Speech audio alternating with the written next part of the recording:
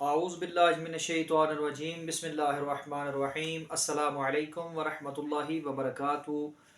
محترم ناظرین کرام، میں ہوں حافظ محمد بلال شاہ اور خواب 360 چینل پر تمام دوستوں کو خوش آمدید کہتا ہوں۔ امید کرتا ہوں کہ تمام دوست احباب خیر و عافیت سے ہوں گے۔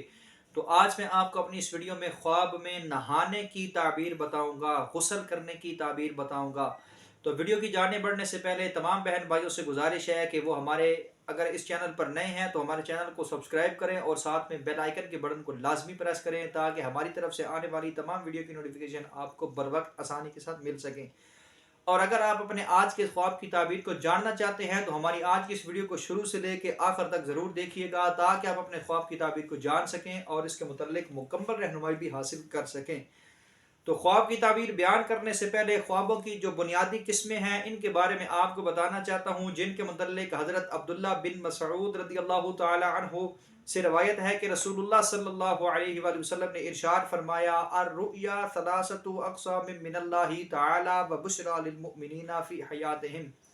یعنی کہ خواب تین قسم کے ہیں، تین طرح کے ہوتے ہیں۔ نمبر ایک، ایسے خواب جو کہ اللہ تعالیٰ کی طرف سے ایمان والوں کے لیے بشارت ہیں، اور دوسری قسم من الشیطان الی الذین آمنوا، یعنی کہ وہ خواب ہیں جو شیطان کی طرف سے ایمان والوں کے لیے بشارت ہیں، اور تیسری قسم اضغاث احلام، یعنی کہ وہ خواب ہیں جو آپ کو پریشان کن خیالات کی وجہ سے، ٹینشن کی وجہ سے، ڈپریشن کی وجہ سے آتے ہیں۔ تو ایسے خواب حقیقت کے بالکل خلاف ہوتے ہیں اور ایسے خوابوں کی کوئی تعبیر نہیں ہوتی، یہ بالکل بے مقصد اور بے مطلب خواب ہوتے ہیں۔ تو وقت کو ضائع کیے بغیر چلتے ہیں ہمارے آج کے خواب کی تعبیر کی جانب۔ تو خواب میں نہانا یا غسل کرنا، اس کی کیا تعبیر ہے، توجہ کے ساتھ سماعت فرمائیں۔ حضرت ابن سیرین رحمۃ اللہ تعالی علیہ ارشاد فرماتے ہیں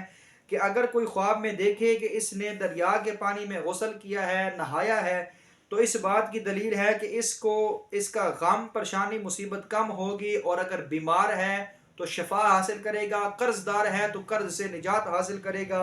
اور اگر خوف میں ہے تو امن میں رہے گا، اگر قیدی ہے تو قید سے نجات حاصل کرے گا، اور اگر دیکھے کہ تھوڑے پانی میں غسل کیا اور منہ ہاتھ دھویا تو دلیل ہے کہ خیر اور منافع حاصل کرے گا۔ حضرت جابر مغربی رحمۃ اللہ تعالی علیہ ارشاد فرماتے ہیں